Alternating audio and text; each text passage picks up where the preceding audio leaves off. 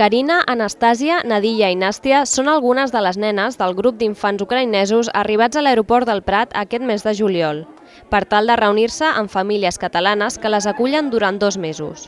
Aquestes acollides estan organitzades per l'associació És per tu i tenen lloc 2 cops l'any, a l'estiu i a l'hivern. Són nens que estan vivint en la zona d'Ivanki. Ivanki és el primer poble que es pot viure a partir de Txernòbil.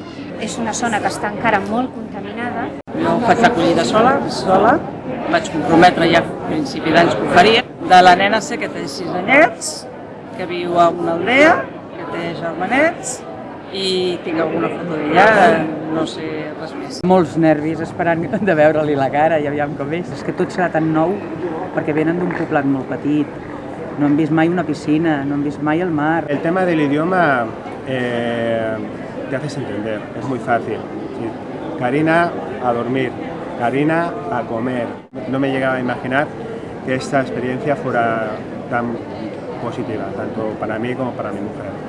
És la segona vegada que ve la Nàstia. L'experiència aquest cop és diferent, perquè ja la coneixem, ja ha vingut, sabem el que li agrada, el que no, ella ja ens coneix. El meu home i jo vam viatjar a Ucrània el mes de maig per visitar-la, vam viure a casa de la família de la Nàstia. Durant l'estada dels infants a Catalunya, els pares i l'entitat han organitzat algunes activitats conjuntes. Una d'elles a Sabadell, al camp de futbol Can Rull, on hi ha hagut un castell inflable, pintura de cares i sortejos, entre d'altres atractius pels nens i nenes d'Ucraïna. Colaboramos con 4 asociaciones y aquí en Barcelona es per tu. Pues las familias de Ucrania están muy agradecidas. Ahir va fer 15 dies que va arribar la Nadia. L'experiència és fantàstica, recomanable. Espero poder-la tenir aquí també a l'hivern i sempre que pugui. No hem parat.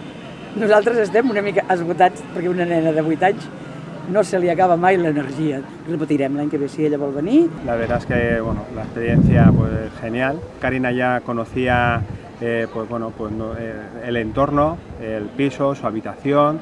Todo esto ya ha sido un paso de que ella s'ha encontrado ja com en casa. Molt millor que el primer cop, bé, molt més carinyosa, molt més contenta. El tema del menjar, menja de tot, cosa que el Nadal, el primer cop que va venir, menjava molt poc, la nena. Les acollides de l'associació És per tu permeten als nens de la zona de Txernòbil estar en un entorn que els aporta importants beneficis per a la salut, ja que milloren les seves defenses. Doncs au, digues adéu, digues adéu.